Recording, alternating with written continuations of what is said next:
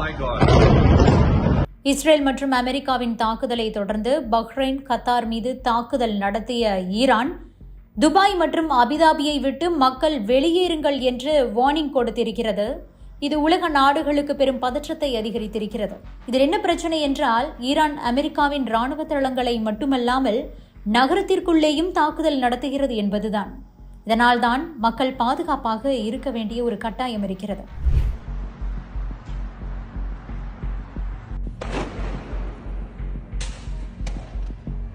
குறிப்பாக ஏன் Iran துபாயை target செய்கிறது? அங்கு தற்போது நிலைமை எப்படி இருக்கிறது? துபாய், கத்தார், பஹ்ரைன் உள்ளிட்ட நாடுகளில் வசிக்கும் இந்தியர்கள் என்ன செய்ய வேண்டும்? இந்த பதிவில் விரிவாக பார்க்கலாம்.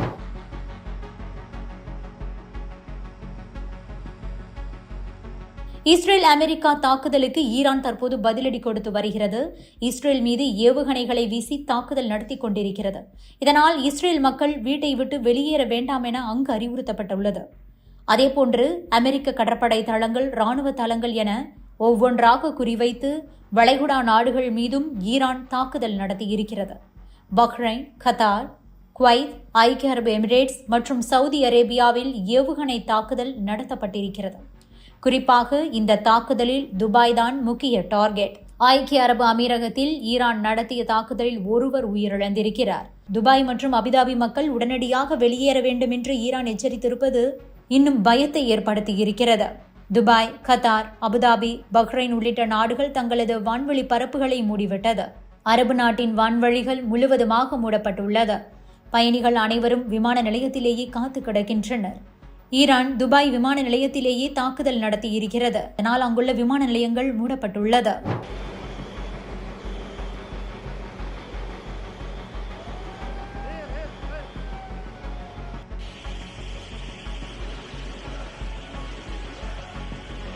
துபாயின் அபுதாபி சயீத் சர்வதேச விமான நிலையத்தின் மீது ட்ரோன் தாக்குதல் நடத்தப்பட்டதில் ஆசிய நாட்டைச் சேர்ந்த ஒருவர் கொல்லப்பட்டிருக்கிறார். பலர் காயமடைந்துள்ளனர்.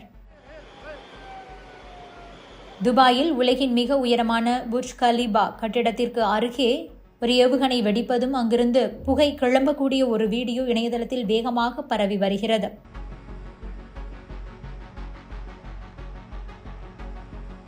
ஈரானுக்கு சொந்தமான சிறிய ரக ஏவுகணை அல்லது ட்ரோன் இந்த தாக்குதலுக்கு காரணமாக இருக்கலாம் என தெரிகிறது.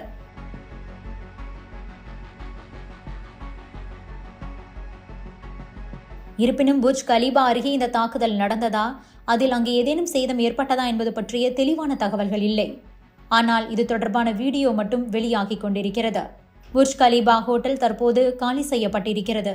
அங்குள்ள சுற்றுலா பயணிகள் அனைவரும் வேறு இடத்திற்கு மாற்றப்பட்டுள்ளனர்.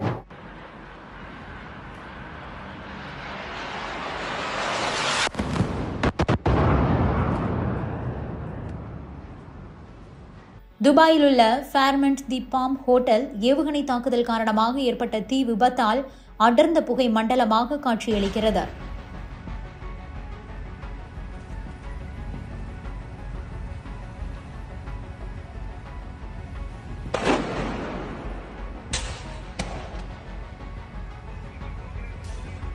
பாம் ஜுமைரா பகுதியில் உள்ள ஒரு கட்டிடத்தில் ஏற்பட்ட தீ விபத்தில் 4 பேர் காயமடைந்திருப்பதாக அதிகாரிகள் தெரிவித்துள்ளனர்.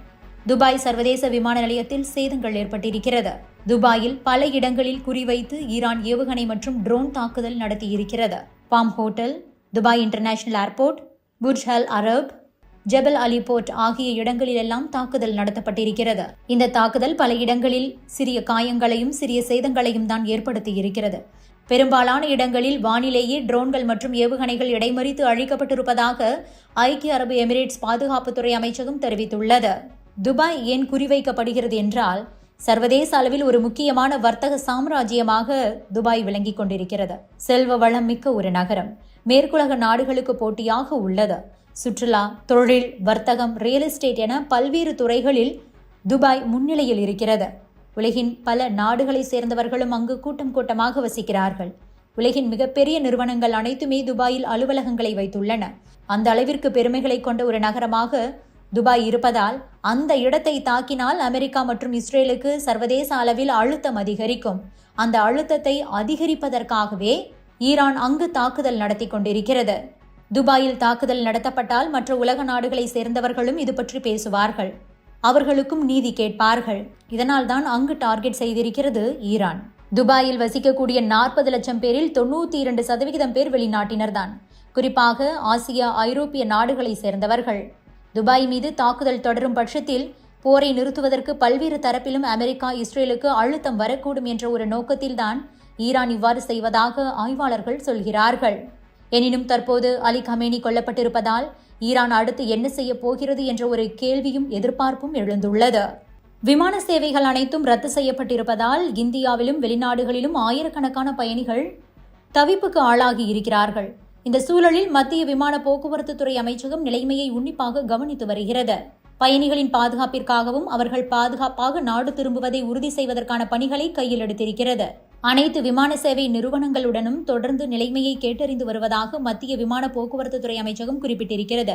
10 மணி நேரத்திற்கு முன்பாக மத்திய விமான போக்குவரத்து துறை அமைச்சகம் வெளியிட்ட தகவலின்படி ஈரான் மற்றும் மத்திய கிழக்கு நாடுகளில் வான்வெளி பரப்புக்கு தடை விதிக்கப்பட்டிருப்பதால் இன்றைய தினம் 444 விமான சேவைகள் ரத்து செய்யப்பட்டிருக்கிறது.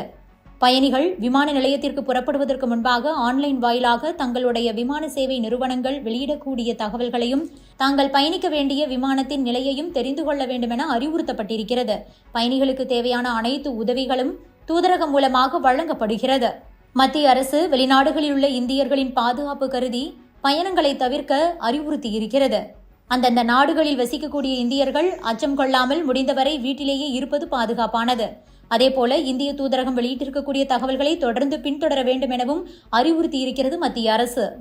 அனைவரும் வீட்டிலேயே இருக்க வேண்டும், தேவையில்லாமல் வெளியே செல்வதை தவிர்க்க வேண்டும். இது கூடுதல் பாதுகாப்பை தரும். தமிழக அரசும் வெளிநாடுகளில் உள்ள தமிழர்களின் நிலைமையை கவனித்து வருகிறது. தமிழர்கள் தங்களுக்கு அவசர உதவி தேவைப்படும் போது புதுடெல்லி கட்டுப்பாட்டு அறையின் உதவி எண்களை தொடர்பு கொள்ளலாம் மற்றும் அயலக தமிழர் நலத்துறையின் உதவி எண்கள் கொடுக்கப்பட்டிருக்கிறது. இவற்றை தொடர்பு கொள்ளலாம் என அறிவுறுத்தப்பட்டுள்ளது. Subscribe to One India and never miss an update.